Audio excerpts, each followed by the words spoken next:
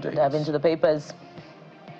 So let's take a look at what the Guardian newspaper has, and I can tell you what will feature prominently on the front pages, but hey, let's take a look at it. The Guardian is first, and you see Ramadan is the big story.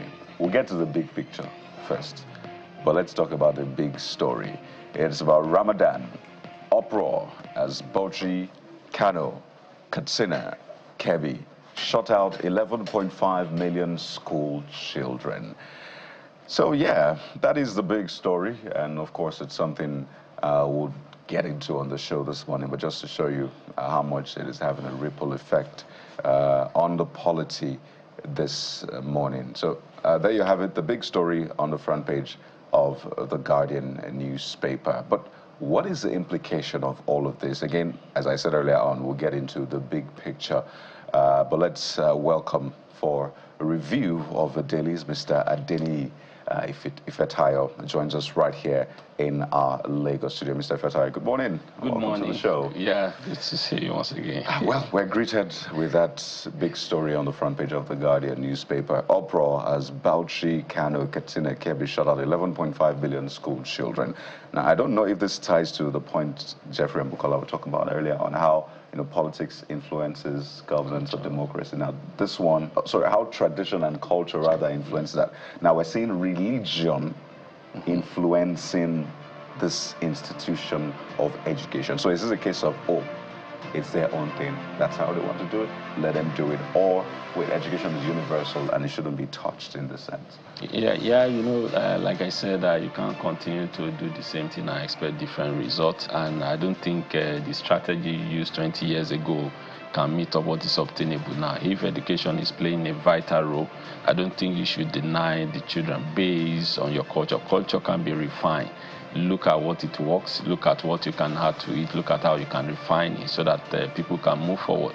We are talking about the advent of AI, robotics, STEM, and all of that, and you are just sticking to one way of doing it. Of course, you still continue to lag behind or getting the same result. So I think it's high time that our governors or the state government begin to be futuristic in their thinking and in their approach. And there's a way you can refine culture and move on. So they should look into that and not just denying our future leaders, as it were, say that it has to be only the culture, whether this is Quran or Bible, that's the only thing you should know. No, the world has gone beyond that, and I think they can do better than that. Because I've seen in Qatar, for example, how they reduced the timing of school from 8:30 to, I think, 12, and teachers work from 8:30 to 12:30 in the month of Ramadan. That's not total shutting down anyway, yes, so they still found a way around it. So is that something you suggest? Yes, they can do that, even if I remember during the lockdown when we are coming back, and some organizations, they say 3 times in a week, you can come on Monday, on Wednesday, and all of that, but total shutdown because of, come on, these are the time that we can get the best of these children. These are the time we can impart them up. So don't say because of culture. Just like I said, you can refine it and add something to it. People have moved on. We are talking of AI.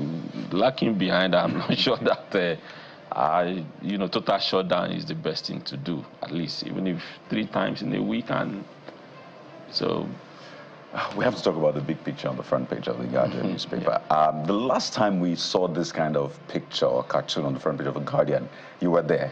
There was this hand, this mysterious hand, trying to pull the chair. On the street, they say the hand has did it. Right? So I don't know if the hand has been revealed, but what we see now is Meranda. Looks like she's flying away from that seat. And we see Obasa seated with a big smile, or at least a smile, a tiny smile on his face. Mr. Ifetayo, what's going on? Yeah, it's just, they will say that the hands of Esau and the voice of Jacob, you understand. Of course, somebody who has spent almost since 2007, I think Obasa has been in the Lagos State House of Assembly, and just for his political career to end just like that, I think internal democracy play out, and the best thing you can do, they can't impeach Meranda, just step down, let him come back, and I'm sure there's still going to be another drama today or tomorrow that maybe another speaker may emerge. But just for us, this man has done so much. He has been there. Don't let us just pack him out. I'm just from my own feeler, and let's see what plays out today or tomorrow. And of course, Meranda too, and displaying sportsmanship spirit. And since we had that former Lagos State Governor, former Ogun State Governor Shoba, and all of that, the likes are acting on behalf of Mr. President, wave into the situation, and you can step down, you can go back, and you can pick whoever you want, and let the rule of law take its course. It's quite interesting to see all of that. But another one, before we leave the Guardian, I wanted to go to the next paper. Jandor dumps PDP, accuses Bode George, party chairman, of frustrating ambition. So I would like you to speak to it. Because we still have a case not being determined yet by the Supreme Court, so what it means to dump a party and join the other. The Rivers case, classical. So what do you make of that story? Sometimes it's only in our climb when you are not getting what you bargain for, you decide to pitch your tent elsewhere. That's what I would praise the American, the European. If you are either Democrat, you are Democrat for life. If you are either Republican, you are Republican for Doesn't life. matter whether you're in power. But here, if you are not getting what you bargain for, you quickly pitch your tent, and it's just a pity. Just like I said, I think the Supreme Court just need to nick this thing in the bud. You see that once you are being elected or you are being put in a position as a result of this party, if you want to move to another one, I think you need to relinquish. That's your position. Yeah. Let's get to Business Day. The big one. We'll just take one from Business Day. Price war rages as NNPCL matches Dangote's 860 naira per litre for PMS. Petrol importers loses. Landing costs hits 969 litres.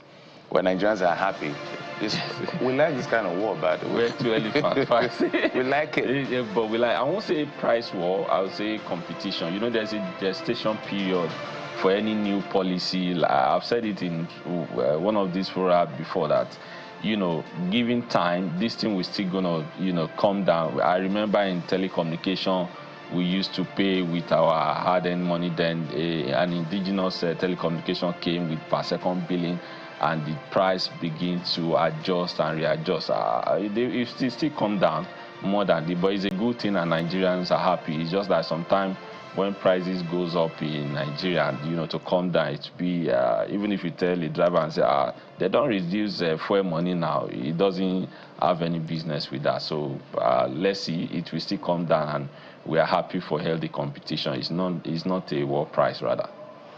Well, let's head to Blueprint newspaper, and I like how Blueprint newspaper packs, the Lagos and the Rivers situation together, and they're a classic example, of the debate on our constitutional democracy. Look at the headlines, the big caption: tension heightens in Rivers, calm returns to Lagos Assembly. In the Rivers case, particularly, Mr. Fetayo, what are your thoughts on, the continuing debate about whether or not the Rivers State Assembly lawmakers have defected vis-a-vis the Supreme Court returning them as the State Assembly that we should duly recognize under the law? Sometimes because the law says something, that does not mean that you should be the one to execute it. And if Governor Fubara had waited for the judiciary to interpret what the law says about defecting or not defecting, he won't just choose to recognize just only 4 or 8 members of the assembly to carry out whatever thing they are doing. So, but now the Supreme Court has spoken, and he has come out and said, well, we are going to follow what the law says. I'm sure, I think the House of Assembly gave him 48 hours to represent the budget. I think he should do that and let them move on. But if you are insisting that because I'm the governor, once you decamp from this party, I choose to recognize Mr. A, I will not recognize you.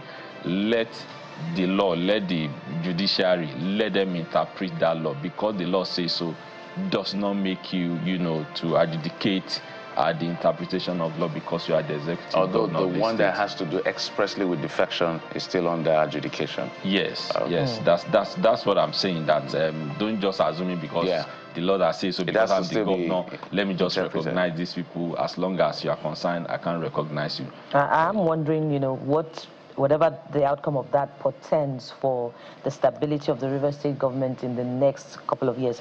But look at this one: Naira stability, dovish inflation rather boosts consumers' demand. The Naira has been gaining strength in the last couple of days, at the market. Do you attribute this to the reforms of the government, or is just so consequential or circumstantial? It's still part of reform, because when people have or the government create an enabling environment, some policies to make sure that people can spend more and do more. I think just like we've seen it in the case of petroleum price that is coming down and all of that. So it's part of the policy, because is it that or the price war?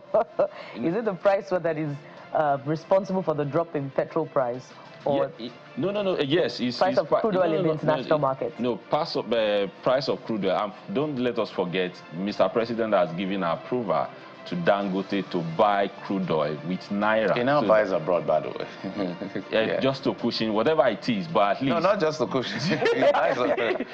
but whatever it is, sourcing for dollar to buy crude oil, and, the one you get locally is still, stabilize some kind of... the Naira, the forex that you will have spent to source for dollar market. I think Mr. President can still express it, whether you are buying our mineral resources, whatever it is, let them buy it in Naira, and Naira will be sought after internationally. It's a complicated conversation. At the end of the day, this year, so there's supposed to be the obligation to the local refineries not actually be met. So even people are not buying crude outside, and then there's the issue of, I think it was Bismarck that was talking about some level of injection by the CBN, about $8 billion, also supports a few things that are going in the market. But whatever it is that is happening to stabilize things, I guess we'll get to find out. But these are the numbers. Yes, they should continue.